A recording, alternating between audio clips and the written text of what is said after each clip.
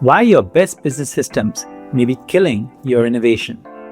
Isn't it odd that really disruptive innovation in a category so rarely comes from the leaders in that category? Think about it. Smartphones, not Nokia, but Apple. EVs, not Toyota or GM, but Tesla. Fast fashion, not M&S, but Zara. Coffee chains, not Nestle, but Starbucks. Modern trade in India, not Reliance or Metro, but D-Mart. Digital communication in India, not Airtel or Vodafone, but Jio.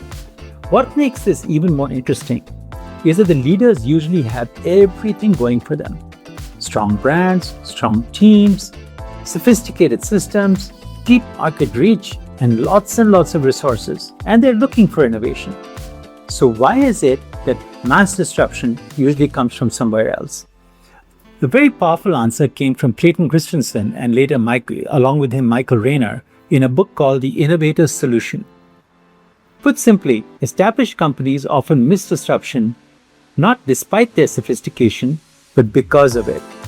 Over time, successful businesses build strong systems to segment customers, manage channels, optimize media, and control performance. These systems make them successful. But they also start shaping how the business thinks. And this is where the problem begins. I saw this recently when a client I was working with in the building and construction space, they had built this category over 2.5 decades and had a formidable share, well over 65%. They kept innovating upwards. More sophisticated products, stronger systems, wider reach, bigger sales capability. For years, nobody could dislodge them. And then, a few smaller players came in with much simpler, lower priced products for smaller customers. At first, they looked insignificant, but slowly one of them started growing, at first in one state, then in another state, and then they started getting a much wider footprint. And now they are moving up the ladder and seriously threatening the leader.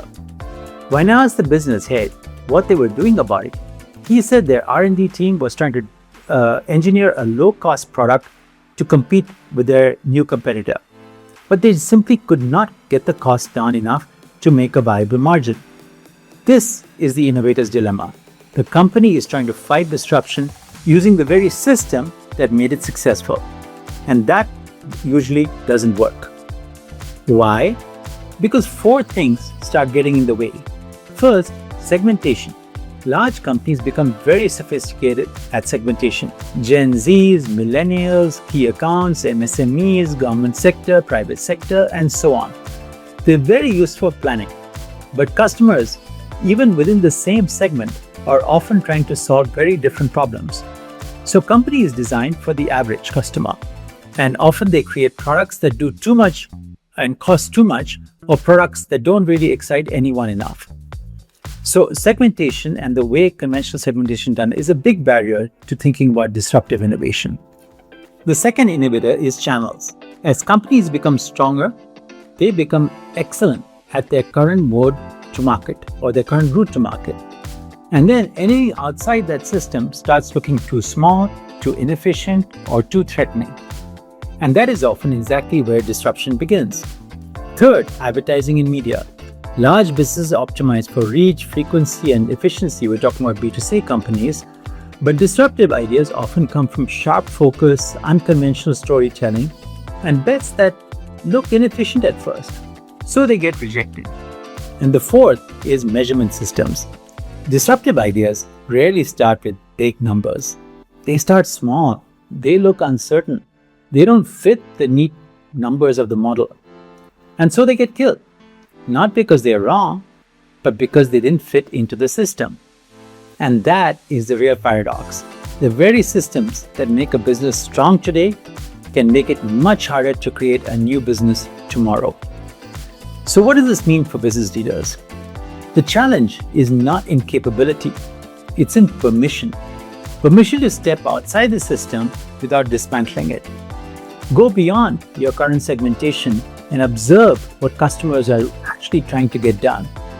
Don't let your current channels define your opportunity. Allow some focus on unconventional bets as far as communication and go-to-market goes. And be willing to back a disruptive idea before they are fully quantified. Because real disruption rarely comes with clean numbers.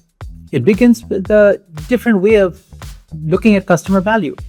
So if you want to compete with disruption as an established leader, you may eventually have to build a completely separate model with its own team, its own economics, its own metrics, and its own way of seeing the market. Indeed, its own culture. This is very hard, I know, because it means fighting the very things that made your current business successful. But history has shown us over and over that for an established leader facing disruption, this is often the only way to create your next growth story.